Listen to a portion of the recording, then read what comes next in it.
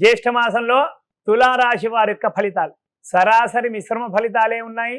ఇంకా గ్రహం యొక్క ప్రభావం వల్ల పరిస్థితులు కొద్దిగా దిగజారే అవకాశాలు కూడా కనిపిస్తున్నాయి. మొదటి వారము అన్నింటా ఆటంకాలే.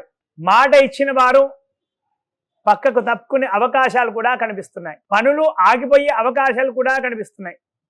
పెద్దల యొక్క అండదండలు అంతంత మాత్రంగానే కనిపిస్తున్నాయి. రెండవ వారం శత్రు సమస్యలు కూడా పెరుగుతాయి. మనోవిచారం కూడా కలుగుతుంది. మనసులో ఆందోళన భయాలు కూడా చిన్న చిన్న పనికి కూడా కలుగుతుంటాయి. అలాగే మూడవ వారం ఏ పని చేసినా కూడా తటస్థం, అంతకే ఆగిపోయే అవకాశాలు అక్కడ పుష్కలంగా కనిపిస్తున్నాయి.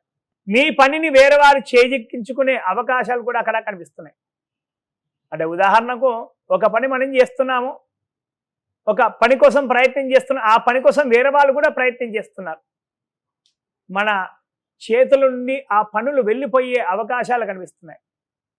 రాజకీయ నాయకులకు కూడా అధిష్టానం వారి యొక్క అండదండలు అంతంత మాత్రంగానే ఉంటాయి. పదవులు రావాలన్నా కూడా కష్టమే వారికి ఏదైనా సరే.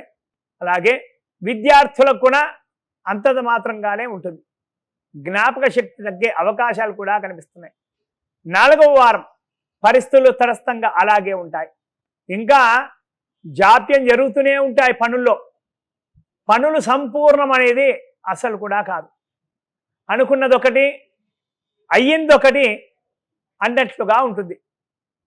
వృధా ఖర్చులు, డబ్బులు ఖర్చు పెట్టైనా సరే ఆ పనిని సాధిద్దామని డబ్బులు ఖర్చు పెడితే కనుక ఆ ఖర్చులన్నీ కూడా వృధా అవుతాయి. వృధా ప్రయాణం కూడా జరుగుతుంది. అయితే ఈ తులారాశి వారికి పరిస్థితులన్నీ కూడా మెరుగ్గా ఉండాలి అంటే కనుక దత్తాత్రేయ స్వామి వారి యొక్క ఆరాధన చేస్తే కనుక చాలా చాలా మంచిది. వీలైతే శ్రీ గురుచరిత్ర పారాయణం సర్వకార్యాలలో విజయానికి దోహదపడుతుంది. అలాగే గోమాత సేవ చేసుకుంటే కనుక చాలా చాలా మంచిది. అలాగే వీధి కుక్కలకు, మనం రోజు వీధుల్లో చూస్తున్న కుక్కలు, వాటికి బ్రెడ్ కానీ బిస్కెట్లు కానీ ఏవైనా కానీ వేస్తే కనుక ఎటువంటి పనులైనా సరే అవన్నీ కూడా ఖచ్చితంగా సంపూర్ణమవుతాయి.